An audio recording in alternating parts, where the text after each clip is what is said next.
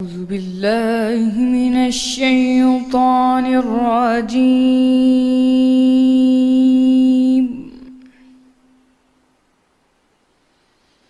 بسم الله الرحمن الرحيم.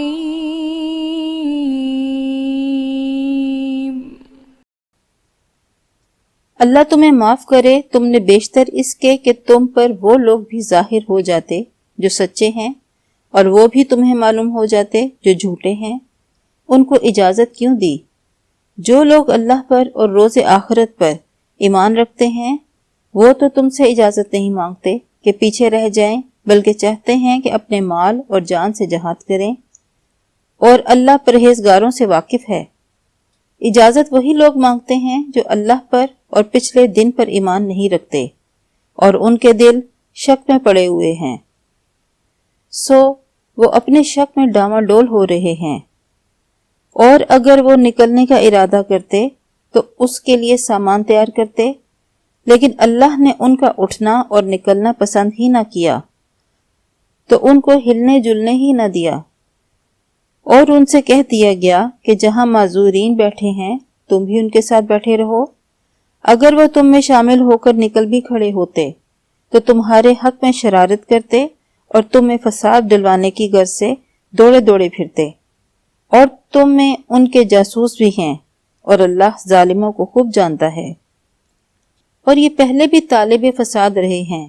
اور بہت سی باتوں میں تمہارے لیے الٹ پھیر کرتے رہے ہیں، یہاں تک کہ حق آ پہنچا اور اللہ کا حکم غالب ہوا اور وہ برا مانتے ہی رہ گئے۔ اور ان میں کوئی ایسا بھی ہے جو کہتا ہے کہ مجھے تو اجازت ہی دیجیے اور آفت یعنی خرابی میں نہ ڈالیے۔ دیکھو یہ خرابی میں پڑ گئے ہیں اور دوزخ سب کافروں کو گھیرے ہوئے ہے۔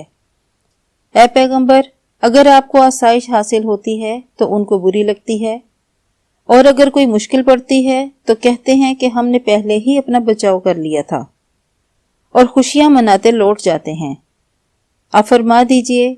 کہ ہم کو کوئی مصیبت نہیں پہنچ سکتی بجز اس کے جو اللہ نے ہمارے لیے لکھ دی ہو، وہی ہمارا کارساز ہے، اور مومنوں کو اللہ پر بھروسہ کرنا چاہیے۔ آپ فرما دیجئے کہ تم ہمارے حق میں دو بھلائیوں میں سے ایک کے منتظر ہو، اور ہم تمہارے حق میں اس بات کے منتظر ہیں کہ اللہ یا تو اپنے پاس سے تم پر کوئی عذاب نازل کرے یا ہمارے ہاتھوں سے عذاب دلوائے، تو تم بھی انتظار کرو، ہم بھی تمہارے ساتھ انتظار کرتے ہیں۔ کہہ دیجئے کہ تم مال خوشی سے خرچ کرو یا ناخوشی سے،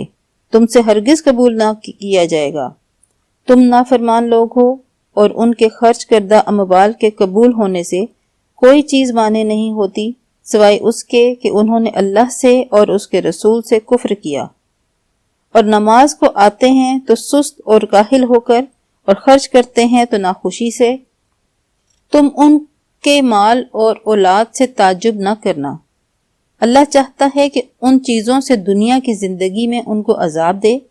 اور جب ان کی جان نکلے تو اس وقت بھی وہ کافر ہی ہوں۔ اور اللہ کی قسمیں کھاتے ہیں کہ وہ تم ہی میں سے ہیں، حالانکہ وہ تم میں سے نہیں ہیں۔ اصل یہ ہے کہ یہ ڈرپوک لوگ ہیں۔ اگر ان کو کوئی بچاؤ کی جگہ جیسے قلعے یا غار، مغاق یا زمین کے اندر گھسنے کی جگہ مل جائے تو وہ اسی طرف رسیاں تڑواتے ہوئے بھاگ جائیں، یا ان لوگوں کو اگر پناہ کی جگہ مل جاتی یا غار یا کوئی گھس بیٹھنے کی ذرا سی جگہ مل جاتی تو یہ ضرور منہ اٹھا کر ادھر چل دیتے۔ اور ان میں بعض ایسے بھی ہیں کہ تقسیم یعنی صدقات میں تم پر تانا زنی کرتے ہیں، اگر ان کو اس میں سے خاطر خواہ مل جائے تو خوش رہیں،